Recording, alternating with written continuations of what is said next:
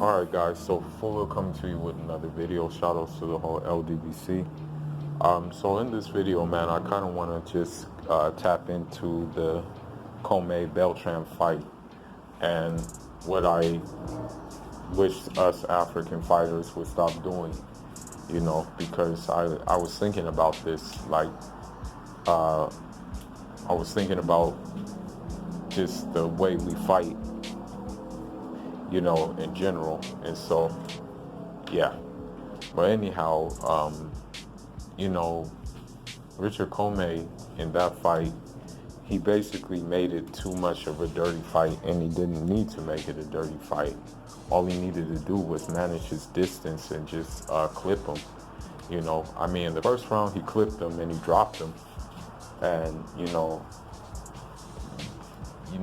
one can argue that that was kind of like a flash knockdown and that he wasn't really hurt as much as Richard Commey thought he was hurt. And the problem is that Richard Commey tried too hard to put him away too soon. He kept on smothering his work, and he kept on taking unnecessary damage himself. And another thing that he kept walking into, was headbutts. And, because he got headbutted so much, he ended up having like a bump, like a big old bump on his head, because he kept on walking into headbutts, and it didn't really look cool after the fight, you know what I mean? And he necessarily didn't need to have those bumps if he would have just practiced distance management, if he would have just took a slight back step in the fight. Now, granted, Ray Beltran was catching him too, I'm not gonna lie, Ray Beltran was getting off on him as well, and Ray Beltran, respect to him, he put up a very good effort, but I forgot what round it was, but Richard Commey knocked him down, it looked like he got knocked down kind of hard, like his head hit the back of the canvas, basically, like it just slammed down on the canvas, and it looked like that, the referee, I guess, was just being cautious, and they gave it a stoppage, And with that being said, Richard Commey got the job done. But my thing is this: I was actually reading an article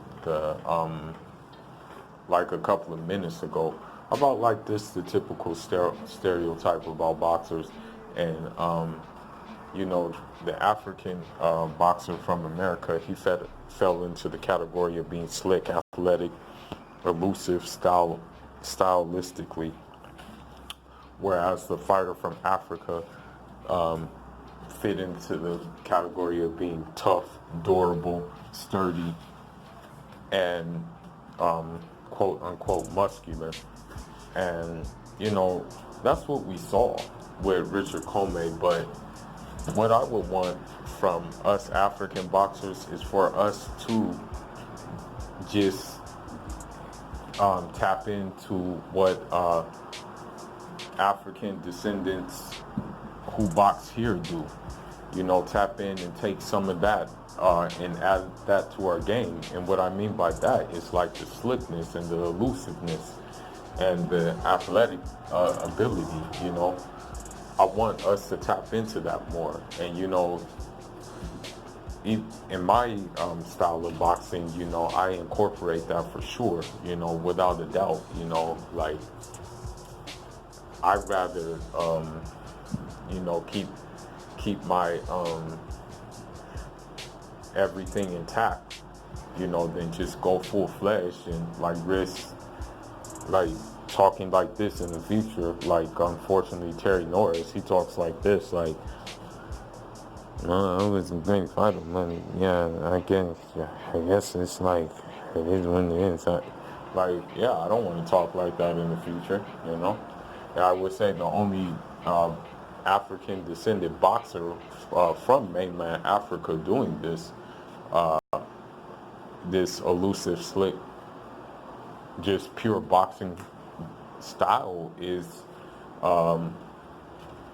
you know, our guy, our Cape Verdean, you know, Demetrius Bugatti Andrade, you know. But granted, he came through that, uh, the American amateur system, you dig? Uh, you know, I'm thinking that maybe F.A. Ajagba, you know, with his training with Rodney Shields, I'm thinking that he'll also like maybe break that mold as well, because of the simple fact that you know, it looks like he is fundamentally pretty good, you know what I mean? And from what I've seen in some of his fights, he's shown some good things that he has that, you know, can possibly, you know, break that mold, you know, because fighters like, for example, the one that Bugatti fought, you know, Walter Dakwa, I think.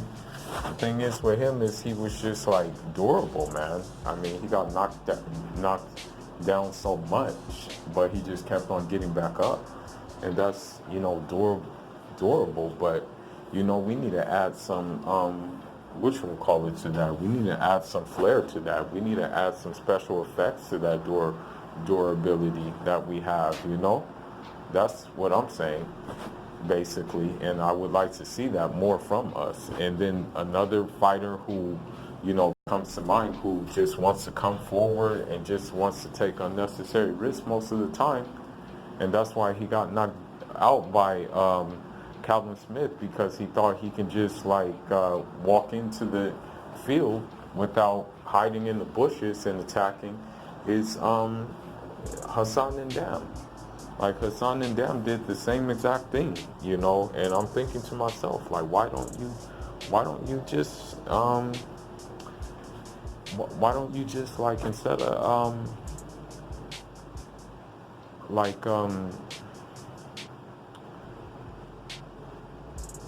walking in and trying to exchange with people. I mean, he did it with David Lemieux when he fought Lemieux.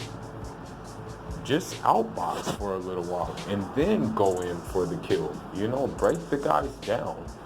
You know, I found in this Richard Commey fight, he was in too much of a hurry, you know, and that's what I don't appreciate, man. Just because you knock the dude down doesn't mean like he's ready to go.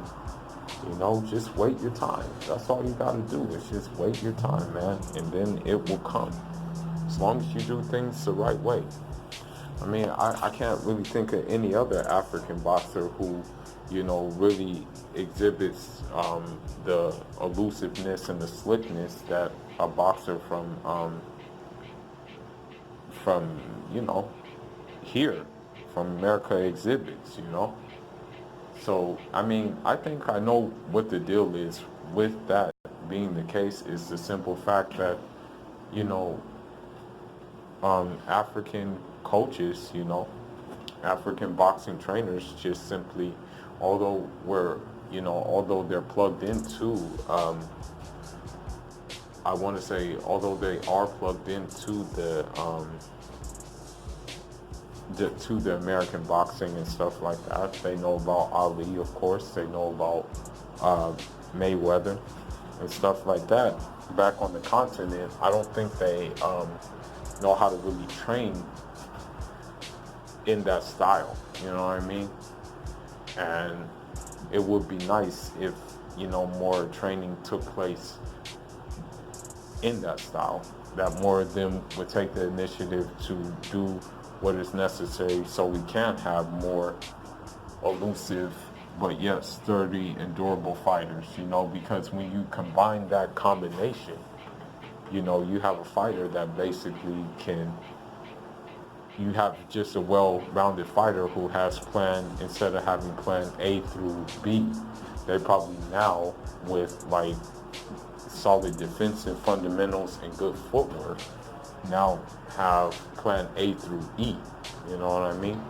And that's pretty much what I wanted to say about it, you know. I mean, Richard Commey, he did his thing. I mean, he just got him out of there. He kind of rushed it, tried to rush it too much, and you know, I'm thinking that, if I were his trainer, Andre Rozier, I will work on teaching him how to box better, because he's going to need to box. If he takes on the likes of like a Teofimo Lopez, he's going to need a box, you know. He really is going to need to box. He can't like just go in there like that, like how he did uh, in this fight. You know what I mean? And also, the only thing I can say is that if he does get a fight with Lomachenko, I don't know if it's next or not for him, but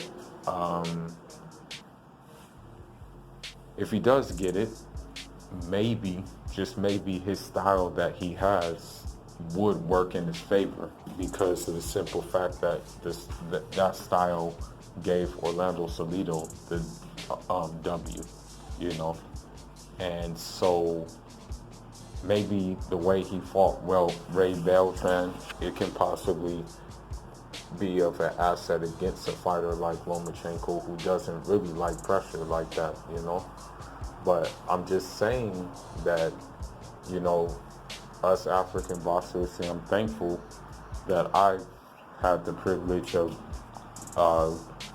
being able to take frequent trips to Cuba, and another trip coming soon, by the way.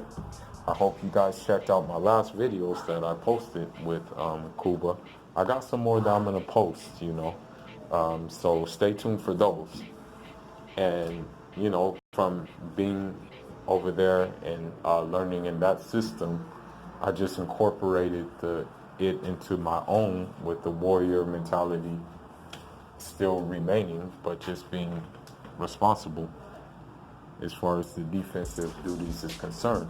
So this is why I'm saying that, like, we Africans need to do that, instead of just being durable and stuff like that. We need to add that to our system of boxing, on the continent, and that's pretty much all I got, man. Leave your thoughts. Let me know what you think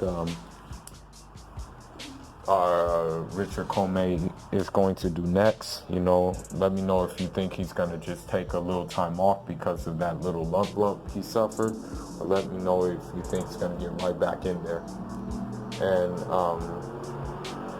yeah, that's all I got for you guys. Full signing out. Njara.